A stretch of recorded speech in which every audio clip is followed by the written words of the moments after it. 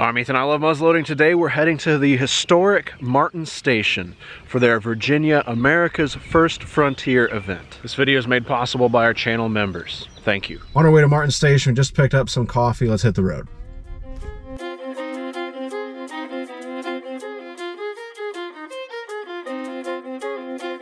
We're here at Martin Station. It's time to get the van unloaded.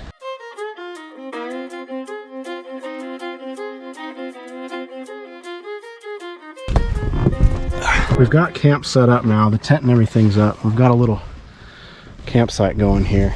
I dug a little fire pit with the shovel that my father and I forged. So we're set up now to make some food. I think I'll get some embers going so we can kind of cook more readily, but just kind of want to start soaking this all in. It's just an incredible sight here to see.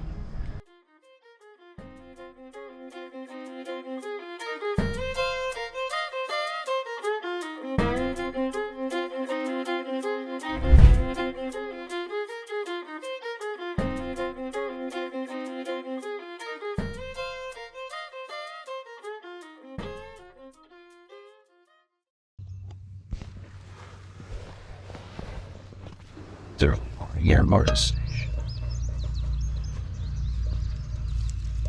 Get the fire going.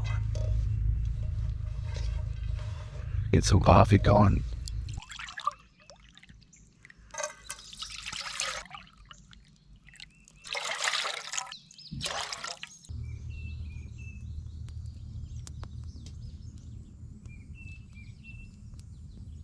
I'm cooking some bacon here to start out this morning. A very 18th century breakfast, but it works well when you're on the road and at a camp like this.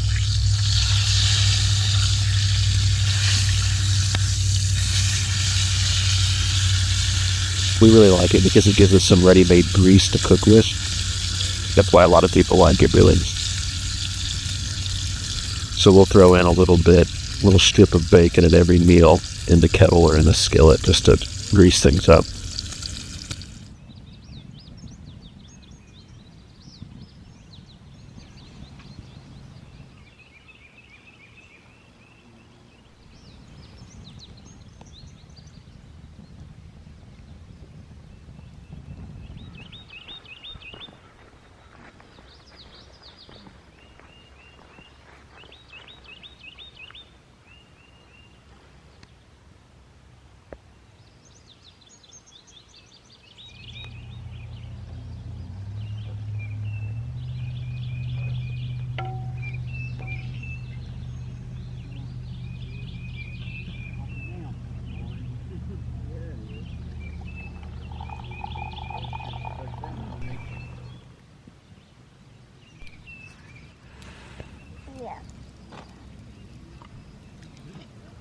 Been trying to find.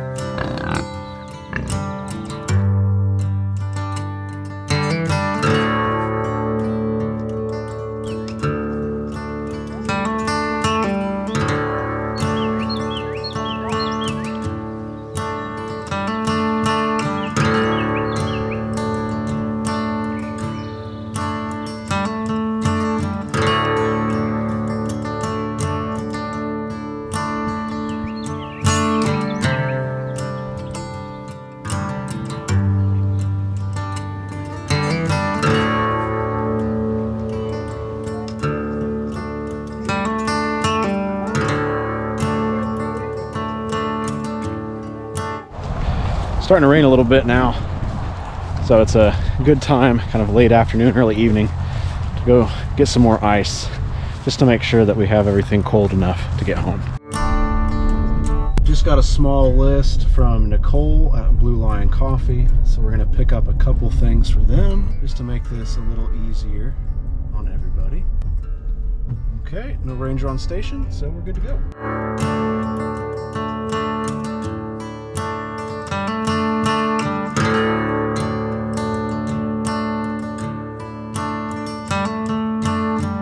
goods. Saturday night was not the right time to go to the store dressed in the 18th century. I chickened out, not wanting to draw too much attention to myself, and put on a hoodie over my shirt and my modern shoes so I didn't clickety-clack through the entire store. Well, we're headed back through the Gap now, and we're going to drop off this stuff to Nicole and make some dinner.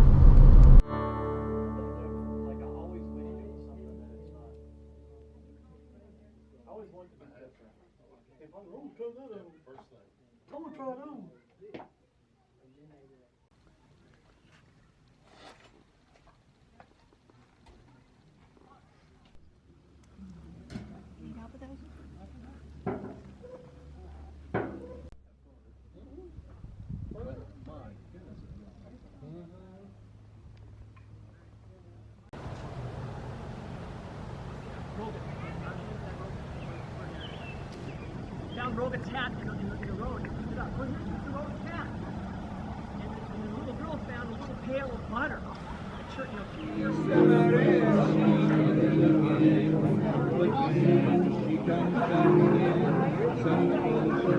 Yeah. Tell them about throwing your money under the bus. Show them about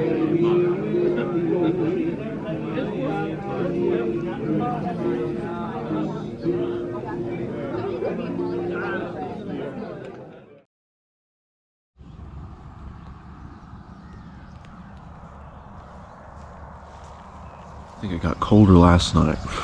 We made it through the night. It's Sunday now here at Martin Station.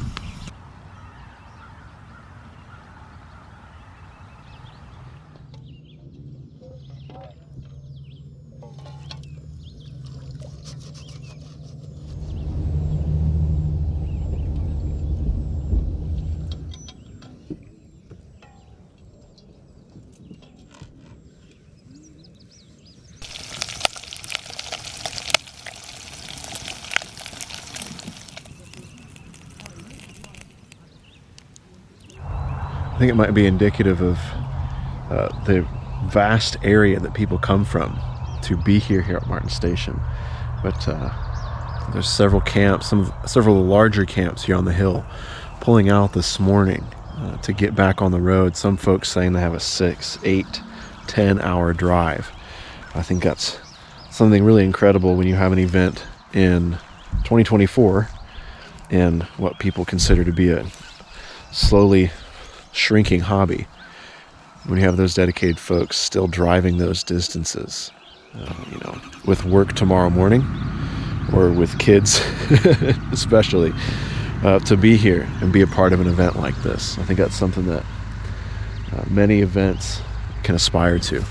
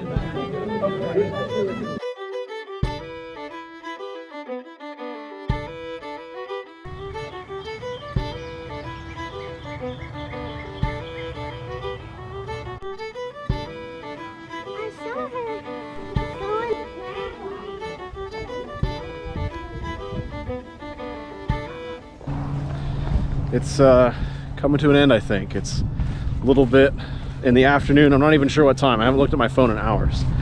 But the hill's mostly empty here, and it's time for us to pull the car up, pack up, get back on the road. This has been an incredible time. It's just been fantastic.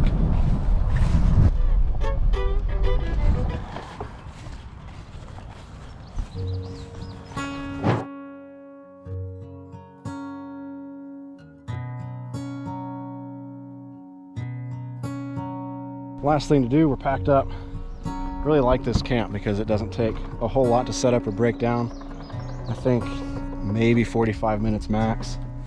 But we got to drop off some of our trash. First, we got to drop off our firewood.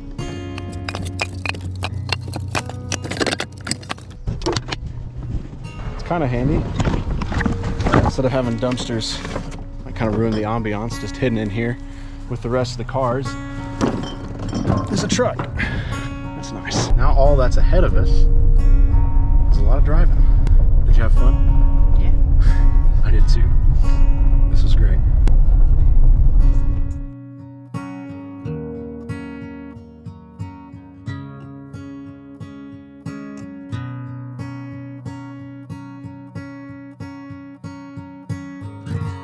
This was a big trip for me. It was a big trip for my wife, but more importantly, it was a big trip for my 2-year-old daughter.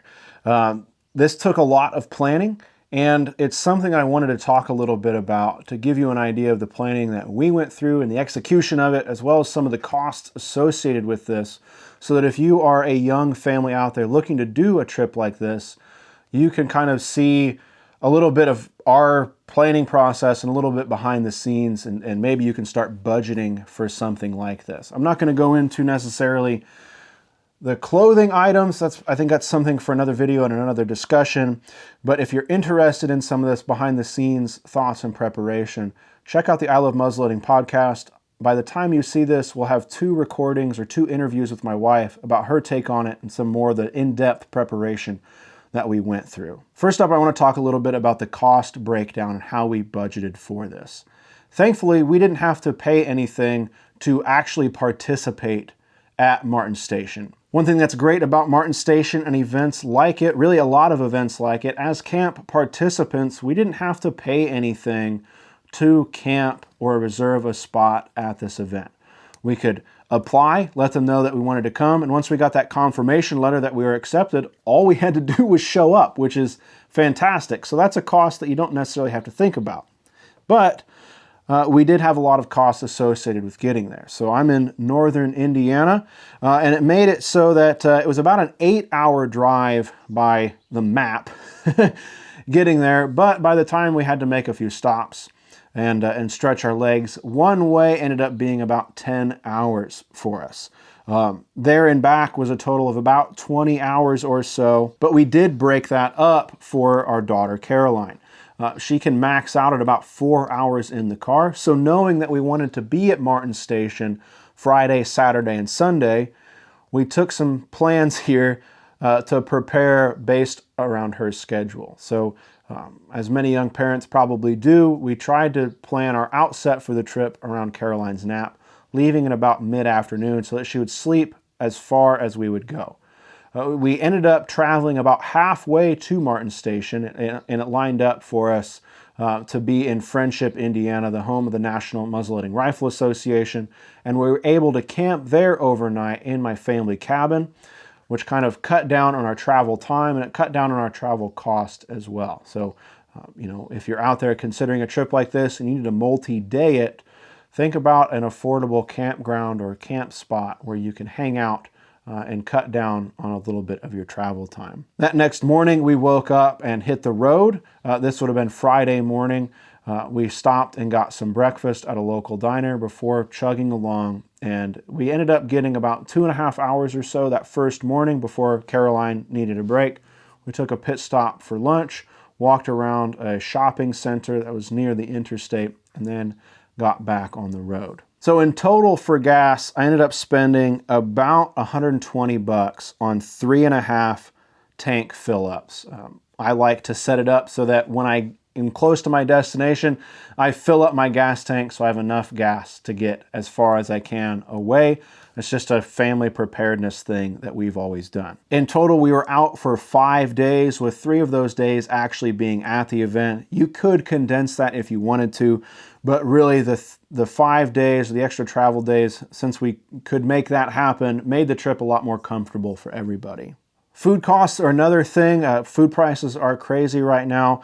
We ended up eating out twice, or eating food that we didn't bring with us. One was on the way down and one was on the way up, and it worked out well for us to stop at local Mexican places near the interstate where we were traveling, to give everybody a break, get out of the car, and just enjoy a cooked meal. So in total for that, that was 60 bucks. We're at a $180 total. The rest of our food cost was food that we brought or made ourselves, which is really where you save money because we're gonna need to eat anyway.